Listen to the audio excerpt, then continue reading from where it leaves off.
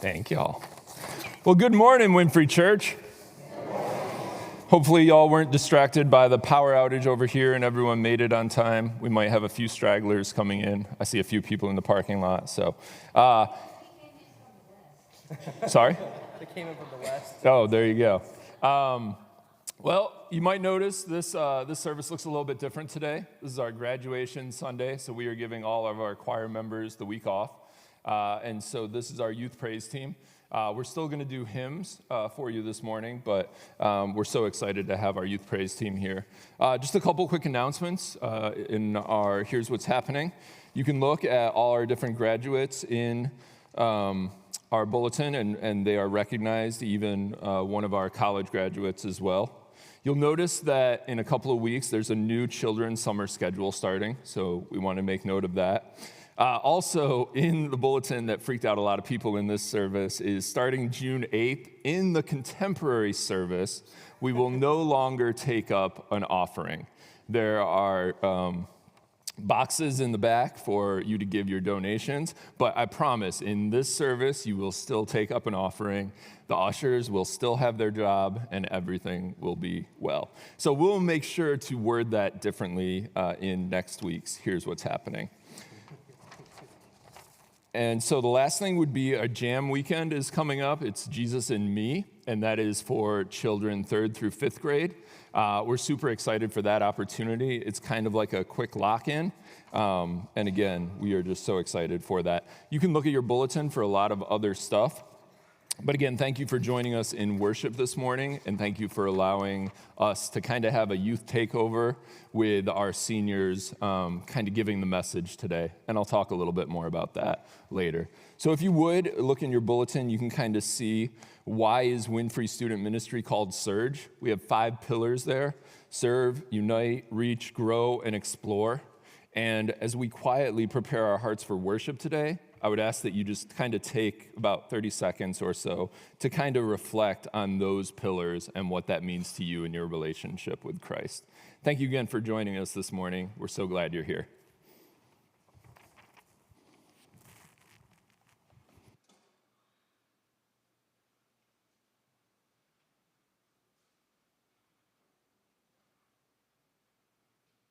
Well, good morning, everybody. This is the youth praise team. We're so excited to be here. So, we are doing one thing, which is everything is in the hymnal. I know, you're going to hear some of these songs, and you're going to be like, especially How Great Is Our God is hymn 5, which just made me so happy this morning. But as we do sing, we'll be singing these 3 hymns back to back, which means if at any point you need to, please feel free to sit. But if y'all would stand and join with us this morning.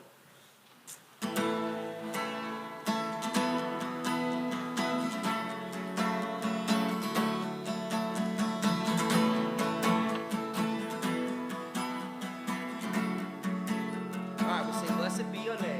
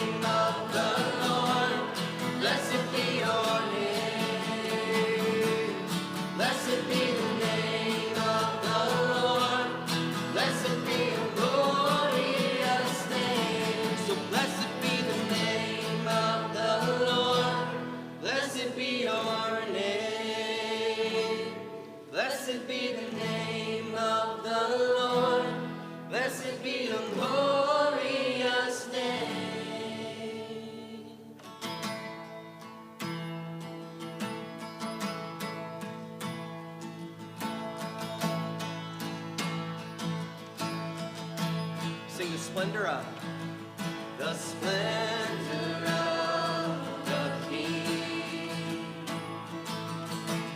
Golden majesty, let all the earth rejoice, all the earth rejoice.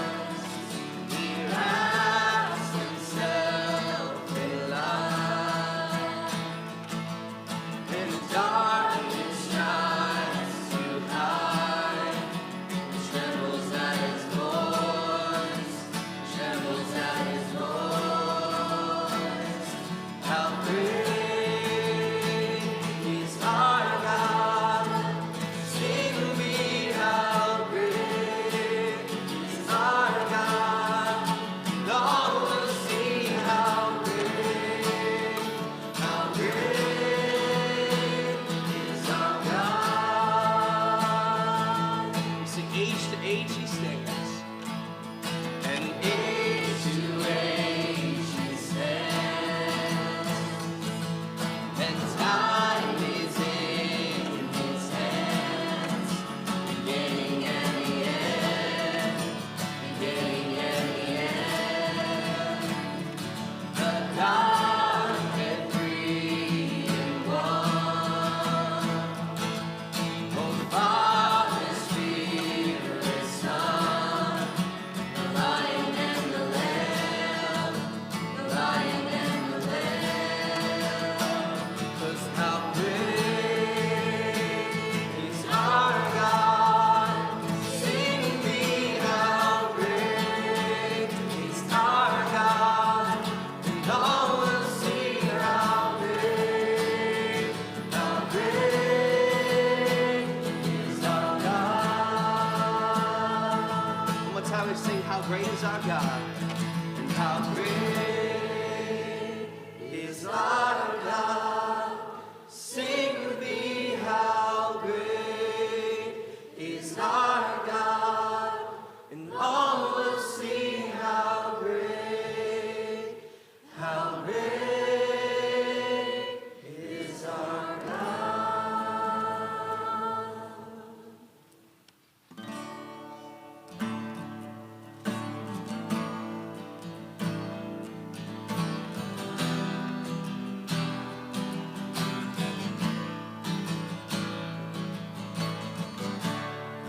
When the music fades, all is stripped away, and there's simply calm, longing just to breathe something that's a word that will bless your heart.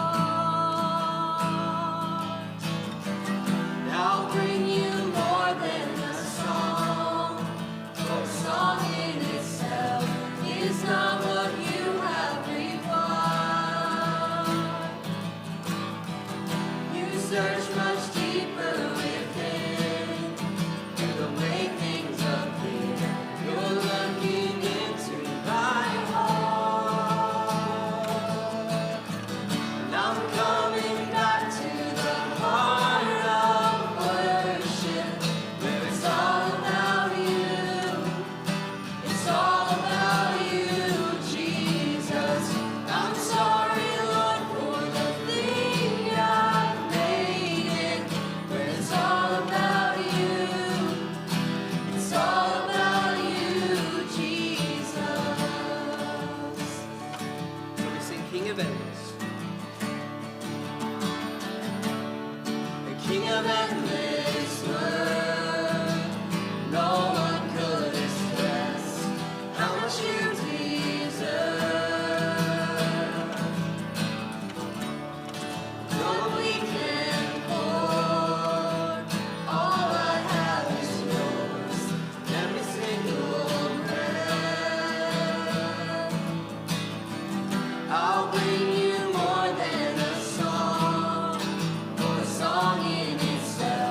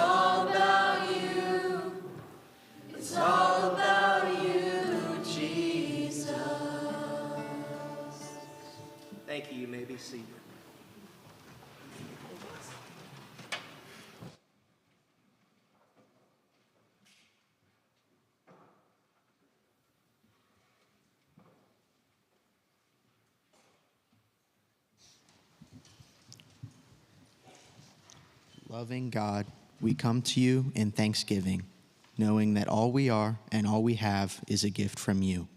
In faith and love, help us to do your will. We are listening, Lord God. Speak your words into the depths of our souls that we may hear you clearly. We offer to you this day all the facets of our lives, whether it be at home, at work, or at school, to be patient, to be merciful, to be generous, to be holy. Give us the wisdom and insight to understand your will for us and the passion to carry out our good intentions. We offer our gifts of time, talent, and possessions to you as a true act of faith, to reflect our love for you and our neighbor. Help us to reach out to others as you, our God, have reached out to us. Amen.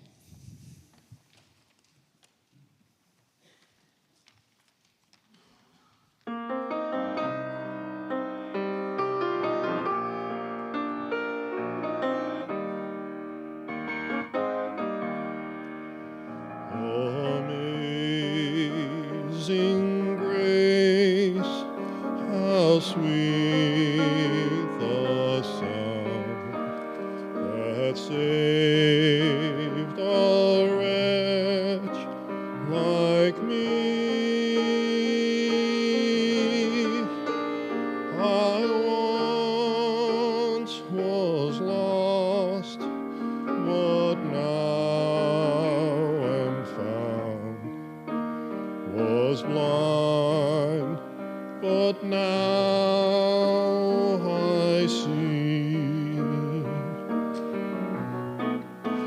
'Twas grace that taught my heart to fear, and grace my fears relieved.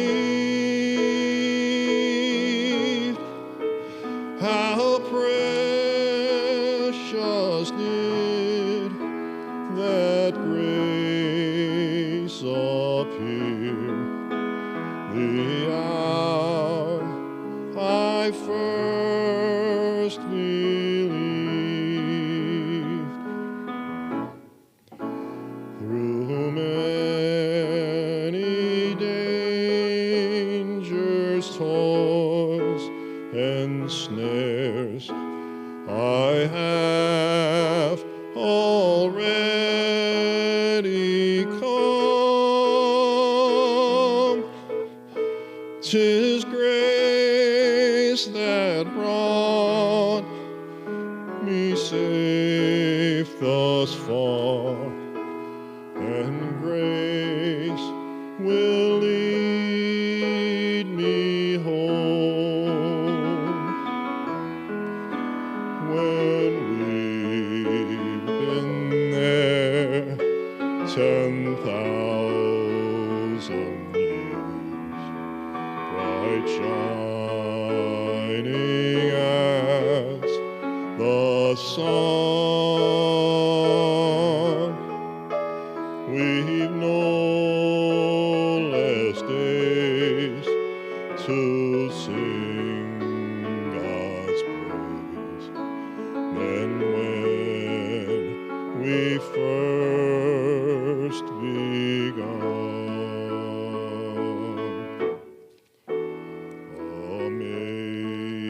Amazing grace, how sweet the sound that saved a wretch like me. I once was lost, but now am found. Was blind, but now I see.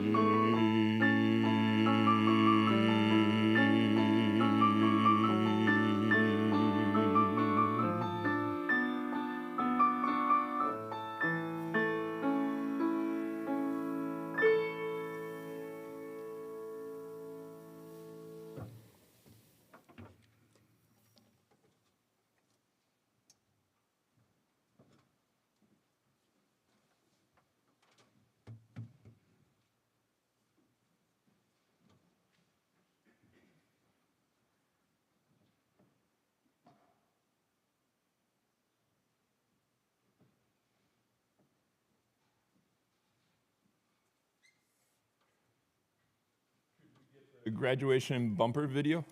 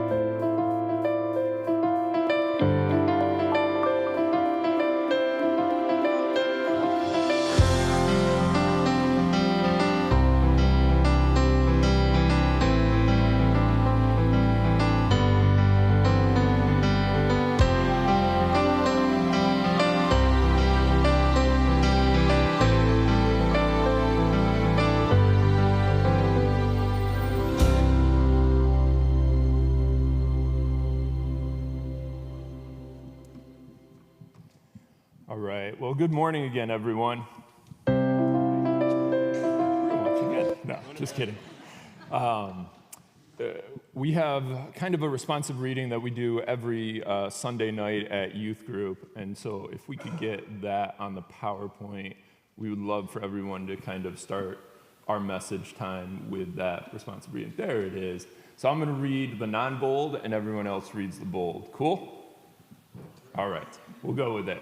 Our mission is for students to serve. S stands for serving others in our community.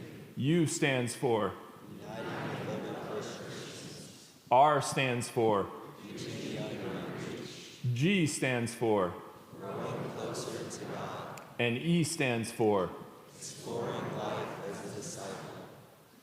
That was wonderful. Thank you so much. Some of our middle school girls have started using a Southern accent when they say that on Sunday night, and so it was nice to not hear a full Southern draw to that. But I'm sure we're going to hear that during the contemporary service. So this is kind of our panel of some of our, well, all of our active seniors. And so each year we kind of get together with the seniors and say, hey, what do we want to share? How do we want to do it? So some years the seniors are comfortable sharing excerpts from their scholarship essays that they write. Some years we feel comfortable with the dynamics of having a panel discussion like this. And so this year we're going to have kind of a panel discussion. And so to start out, if each of you could just kind of go down the line, introduce yourself real quick, and share what your plans are for the fall. We'll start with you, Wesley. Is that on? Just double check. Okay. Hello, my name is Wesley Lyford. I will be going to James Madison University next year to study nursing. Hello, everybody. My name is Ethan Owens. I'll be attending Anderson University next year to play lacrosse and get a degree in kinesiology. My name is Graham Maddox. I'll be going to Virginia Tech to study mechanical engineering. Hi, I'm Paige Alley. I will be attending William & Mary to study chemistry and environmental and sustainability policy.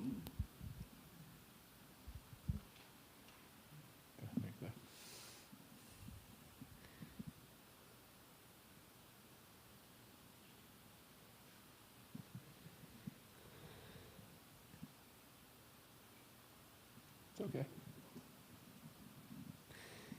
I'm Mary Claire Amos, and I will return to Markin. All right. Thank you so much, y'all. And so Mary Claire, Paige, and Wesley, I've known you since 4th, 5th grade here. And so you've grown up in Winfree Church your whole life. Ethan and Graham, I know that your families have been in churches your whole life, whether it be Winfree or other churches. And so the first kind of question is, when did your faith kind of become your own? In other words, when did it stop being, I'm going to church because mommy and daddy are making me go? And so how does your faith impact your life? Whoever wants to answer, it's okay. I guess I'll start. Go sure. for it. Break the ice. Yeah, so I mean, I've always grown up in the church, and when I was 5 years old, I would say, I was in actually a preschool class, and I remember my teacher was reading the Christmas story, and I looked at her, I pointed at the book, and I said, I believe that's what I believe. And at that moment, I felt, conviction. I felt the Holy Spirit even at that young age, and I decided to get baptized in Dunbar Baptist Church back in West Virginia. Then moving here, going to Central Baptist for a few years with Graham. And then I would say, as of recent, November 3rd of 2023, I started a big tribulation in my life. And in that moment, I decided to really know the God that I serve. So I opened up the Bible, I read all of Matthew in a day, I annotated it, highlighted it, and then said, I want to share my hope that's getting me through this tribulation with everybody else. So, yeah. Gotcha. Thanks. So I've grown up here. We moved to this church when I was probably in first or second grade. I was baptized in the middle of my 5th grade. But I think my faith really became my own when I went to high school and started seeing that other people not in this church also shared my faith, and I was able to connect with them that way. And now a lot of my friends go to other churches, but I'm still able to connect with them because of God, and that has impacted me greatly.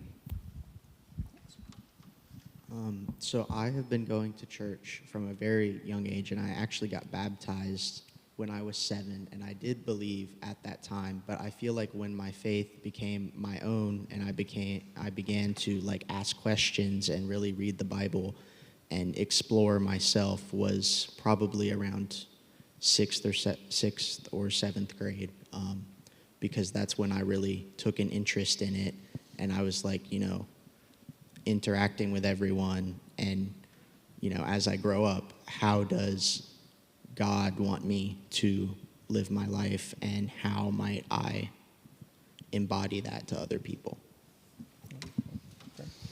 So I got baptized in 5th grade, but I don't think I really started making my faith my own until around the start of this school year. I really realized how I wasn't as close to God as I thought I was, and I started reading the Bible more, doing a daily devotion, and really praying to hear God's voice in my life. Awesome. Ethan, you want to touch for just a minute on your online devotional Fishers of Men?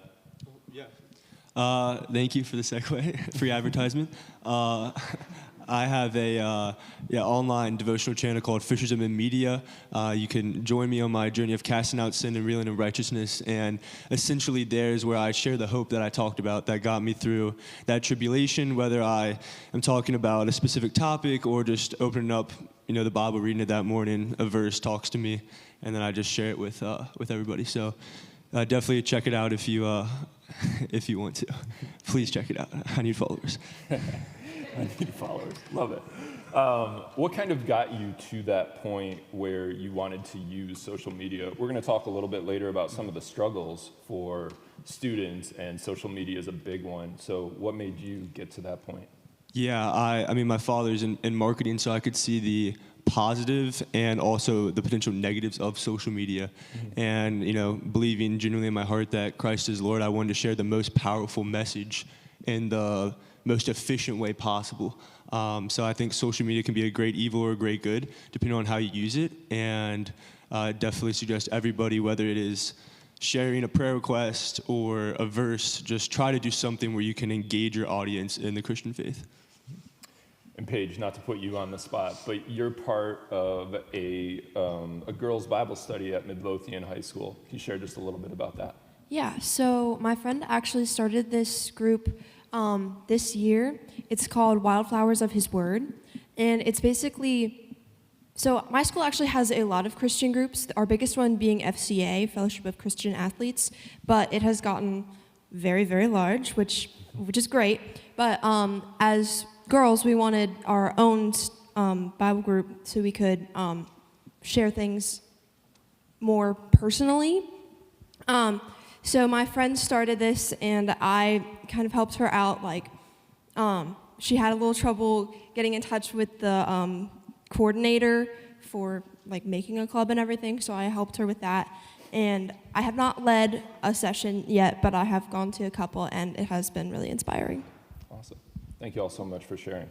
The next question kind of comes from your perspective. What's the vibe concerning Christianity to your peers? How would you say they react when they hear that you're a Christian and just your interactions with them? I guess I'll start off again. So when I hear this question, I immediately kind of think about two categories of, I guess, my friends. There's, my atheist friends and my, friends that claim to be Christian. And honestly, a lot of my friends that are atheists are not atheists for any intellectual reasons, but just because they're ignorant to it or they don't, think about it much. So that's how they treat me in regard to my faith. They don't care really, we don't talk about it much, or at least I talk about it, but it doesn't impact how we hang out with each other. But it's really my friends who are Christian, and then my friends who claim to be Christian that I find interesting dynamic. So, I believe that there's a true difference between accepting Christ into your heart and then just having the knowledge of God or claiming to be a Christian. James talks about how even the demons believe that there is one true God and tremble. So oftentimes people in my school who claim to be Christian and go to church maybe once or twice a year will heap a lot of abuse on you, or will be asking you questions. Why aren't you getting drunk with us? Why aren't you fornicating? Why aren't you doing all these things? Right? I'm a Christian too. So it's that interesting dynamic of trying to genuinely find true believers in Christ and then trying to encourage those who are kind of lost in their faith. And I definitely think that it is those who claim to be Christian and aren't that have the biggest struggle with not sinning. So it's more than just checking a box here on Sunday morning, and then the rest of your life or the rest of the week, just do whatever you want, come back, check the box again, I'm good, go live my life, and have that vicious cycle. Yeah, for sure. Anyone else? So I've grown up in public school for my entire life, well, from kindergarten on. So I think not having like a class like besides church where I can learn about the Bible, I didn't really know who knew about the Bible and who knew Jesus. So it's almost like it's a sort of taboo subject sometimes, like you don't want to offend anybody. But once you know that someone is a Christian, you feel comfortable talking to them. So I think there's that dynamic of once you know they are Christian, you can talk to them. But otherwise, for me personally, I find it kind of hard to talk to people because, I don't want to offend people by sharing my belief system and them coming back at me, because that has happened to me before, where I've shared my beliefs and someone was like, you're pushing your beliefs onto me. So I think it's very hard to share when people aren't willing to receive. In the society, in the world that we live in today, it's hard to stand strong in our beliefs and not have it come across as offending someone else, right? So, yeah, very true. Graham? No? What? Okay. I mean, no one really, in my experience, nobody really cares enough to get mad at you for being Christian. Like, if you talk to people about it, most of the time they're interested, right? Like, one of my friends is Hindu, and me and another guy who I know is Christian, he's talked to him about it, and it's really interesting. He's like, oh, you actually like believe the stuff that you learn about in your religion. Like, he doesn't believe any of the stuff that he like learns about in like his Hindu religion. And it's really interesting to see how different religions, like Christianity is very faith-based, and a lot of others are just kind of, this is how it is. I don't know. So your friend doesn't believe his religion, but his parents are kind of forcing him to? Yeah, he kind of just goes with it. Gotcha. Again, kind of checking the boxes, but from even a different religion. Hindu because his parents are Hindu, but not really making your faith your own, or his faith his own. Gotcha. Wesley? So this is a really interesting question. Like a lot of the others have said, it really does depend on what group you're with, who you're talking to. I mean, a lot of people who aren't Christians, like they said, they typically don't care. It's not really a topic of discussion. But again, I agree with the people that have said that those who are Christian or claim to be Christian, they're kind of interesting to, like, the dynamic is interesting. Like, I've seen in middle school and high school especially, people who misunderstand, like, oh, if I pray to God every night, then, that covers me. I'm good. Or if I go to church and I check the box, then I'll get into heaven. And sometimes you try to explain to them, like, that's not how that works. And it's almost like a lot of people don't want to put in the effort. They discover that, you're actually supposed to believe and understand, and they're like, nah, I'm good, because that's too much work for me. So it's a combination of, like other people said, they have to be willing to, like, change and learn and hear. And also, you don't want to offend anybody. You don't want anyone to be like, why aren't you, like, accepting my lifestyle? That's something that I've experienced a lot. Like, it's hard to explain to people, like, I can still be friends with you and care about you, and that doesn't mean that I have to, like, support the decisions that you're making in your life. So it's not judging them, but it is trying to help them see what God says about certain subjects and different things like that, and how we should live our life versus how the enemy corrupts our lives. Yeah, I think that's a fair way to put it. Like, I won't lecture people. That's not my place. I don't intend to do that. But, like, if someone is struggling with, like, drugs, for example, then, I can pray for them. I can help them. I can listen to them if they need someone to listen. But I'm not going to say, like, if they ask me if drugs is consistent with the Bible, then I'm not going to lie to them about it. Gotcha.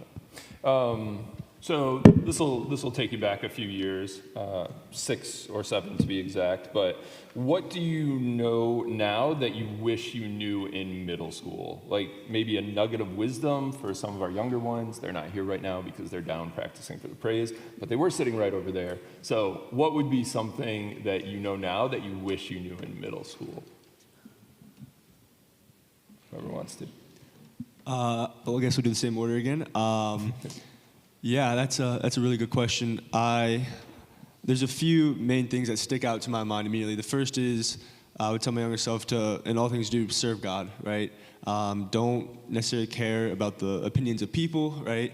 Don't try to be a people pleaser, rather try to be a servant of Christ. And God calls us to work and to worship, so I would say work hard in everything you do, as hard as you possibly can, not only for yourself, but for the people around you.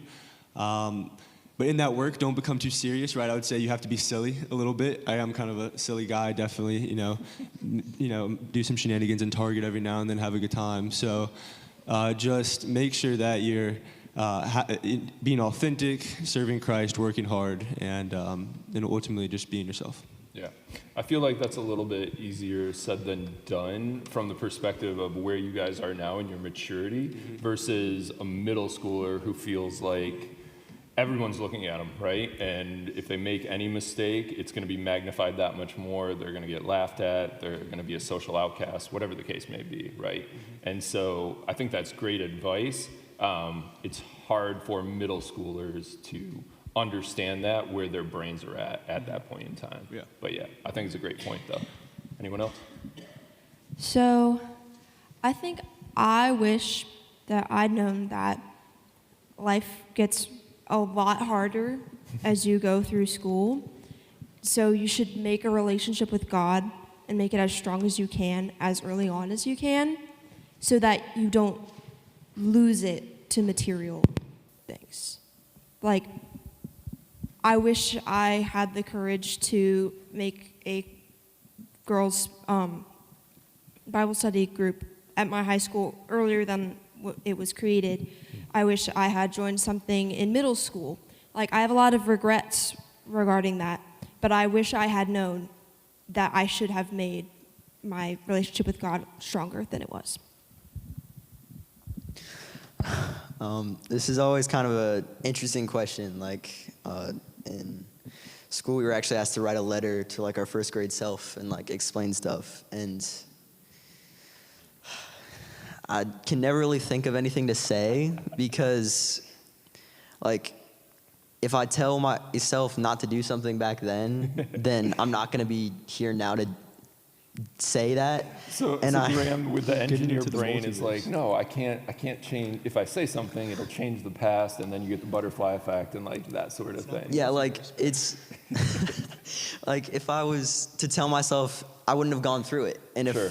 I wouldn't be the person I am today, and like it might hurt, it might be like a struggle, but it was worth it in the end. Yeah. And I don't think I would go back and tell myself not to do it. So you had a very interesting take on this when we had a discussion last Sunday night about what questions we wanted and just kind of going over answers and stuff. And one of the things that Graham kind of said, and you're saying it now, but to kind of sum it up for you, I would say, when you make mistakes, really learn from it. So that way you don't make those same mistakes again, but also those mistakes help build you and the character and your perseverance into who you are today. So you want those middle schoolers to go through those things to build their character and not tell them, don't do this, because then they won't have the character today that you have, kind of thing. So I get that. Wesley. So one thing that I wish I knew earlier on in my life would be that it is Is your mic on? Did the battery die? Test 1, 2. Oh yeah, the battery's dead. Thank you. Okay. Okay. Switching it up. So we'll try this again. One thing that I wish I knew earlier on in my life is that, like, it's okay to have questions and doubts about your faith, and that if you, like, explore those with the intent to learn and to understand, it can be a very important part of actually making your faith stronger rather than making it, like, weaker. There's a difference between not believing and having questions, and when you do have those questions, it's important that you have a trustworthy person that you can talk to kind of guide you through that.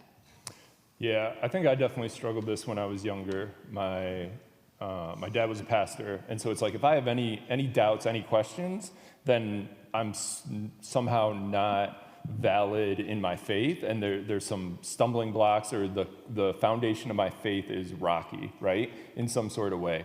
But I think what Wesley hit on is so true. It's important to have those questions and those doubts, but it's important not to leave them there, right? We have to be searching for those answers. And if we are searching for God, God's going to reveal himself in different ways, whether that be through scripture or accountability partners or just interactions with other people. And I think that's the important part, is not to get stuck in the mud in the doubts and the questions, but to ask those questions to get to a place where your foundation is firm in Jesus Christ and what he did for each and every one of us. So yeah, great point. So next question, what are the biggest worries and struggles in your own life? And then what would you say are the biggest ones for your generation? I mean, for our generation, I think it's definitely mental health. Like, social media just has played a big part in that. I think it's always rising. Like, mental health has definitely taken a rise. That's also because people talk about it more, but I think it's definitely had an increase because of social media. Okay. Paige? So yeah, going off of social media, me personally, you're right, Mom. I am on my phone too much. It definitely impacts me. Like, I could be more social, but here I am scrolling through Instagram. And I would say that that's definitely a challenge for the generation too. Like, when I hear my friends' screen time, they're like 7 hours, 8 hours, and I'm over here like, when do you do your homework? So I would say for our generation, Oh yeah, and sleeping. When do you sleep? So that can definitely take a big toll on people. Like if they're just looking at how other people's lives are so great because of the pictures they post and like how it seems so great. You don't actually know how their life is. But if you see that they're having a great time and you're not, it can really take a toll on your mental health. Go ahead. Yeah, I can edify, what they're saying. I think, like I said, social media is, can be a great thing or it can be a really, really bad thing. And you have to be careful specifically with what social media feeds you. You can be getting good Christian content, workout content. I know me and Graham have that on our pages as we share a bunch of reels. But some people, they open up their phone and it's all things about, drugs, all things about, fornication, lusting. It's really, really, really a pool of like just debauchery. So you have to be Typical very teenage careful. hormones. Yeah, exactly. Yeah. And you have to be careful not only what social media, the sins that you can do on social media, but what it leads you to. And that's what I think is the biggest struggle, is people not having the guidance to navigate social media and know, hey, I may see this, but I don't have to go and do this. Yeah. I may be tempted, after someone, texting me on Instagram to go do XYZ. I don't have to do that, Yeah, I think especially today, right, the amount of accessibility that we have on a smartphone is just crazy. And it could be something as simple as YouTube, and you're watching a YouTube video, and then it says, well, how about this one? And then you click on this one. How about this one? You go down this rabbit hole, and there really is no accountability on YouTube, and you can get to some really dark places, even on something as simple as YouTube, versus Instagram or Snapchat or whatever the case may be. And it isn't until something gets flagged that it might be taken away, and so you might be one of the first ones to come across it and not flag it, and it's like, whoa, how did this get on my phone when all I was trying to do was fix my car, right? Like, it is just crazy how the algorithms work and how quickly something else can happen on your phone that gets put in there that you're like, man, my eyes did not need to see that. So, yeah. Wesley, what about you? Gosh, share. I definitely agree that social media is an issue. I'm not going to repeat that too much. Another thing is that I feel like just there's a lot of pressure. When you're growing up, it's do good in school, get good grades, and then it's, go to college, and everyone wants you to, have your life together and to know what you're doing. And I feel like that also contributes to a lot of mental health issues in terms of stress, and you can feel like you're falling behind if you're not in the same place as a lot of other people are around you. And so one thing that helps me with that is, I have plans, I have ideas of what I might do, but ultimately, I can pray about it, and I know that God will lead me down the path that he wants me to go on. So that's definitely helpful for me. I imagine it's helpful for other Christians. I don't really know how I would handle it if I didn't have God to fall back on a little bit. Yeah, definitely. Graham, you kind of touched on this during our discussion, and so you have another student at your school that something happened to. Can you share that as we'll kind of segue into our next question from this? Yeah, so I knew this guy in middle school, and we were kind of good friends. I kind of stopped talking to him in high school. We just went to different high schools, but last summer we found out that he had actually killed himself due to, I'm guessing, some sort of depression. And so there was a car meet, and we all went to that car meet, and we actually got to see this car that he'd been working on. And yeah, it was just kind of insane that somebody that we'd known in middle school had that happen to him. Yeah. I think along with the mental health piece, the anxiety for students nowadays is just through the roof. And that's why, I would say more than 50% of students nowadays have a therapist, someone they go and talk to. And it's commonplace for them to say, well, my therapist is working on this with me, or my therapist told me to do this. And it's just very different than even when I was growing up. because mental health was such kind of a taboo thing. What do you mean you need someone else to help you fix you? What are you broken? Well, yeah, we're all broken, right? And so, yeah. So how do you explain hope to a friend who feels hopeless and doesn't see a way out? What would y'all say to that? Go ahead. So, when I think about hope, I think about it kind of as a plant. So first, like, if let's say one of my friends was really depressed and they didn't see a way out of their situation, but I mentioned to them, hey, there's this really great guy, and he loves you no matter what you do. All you have to do is say, hey, I believe in you, and he will save you. That puts a little seed in the back of their mind that, hey, maybe there actually is a way out of this. Maybe if I go to church, maybe if I start talking to this guy who claims he loves me, maybe I can love myself too. And so that seed just starts sprouting, and it becomes a tree, and then they can see the light at the end of the tunnel.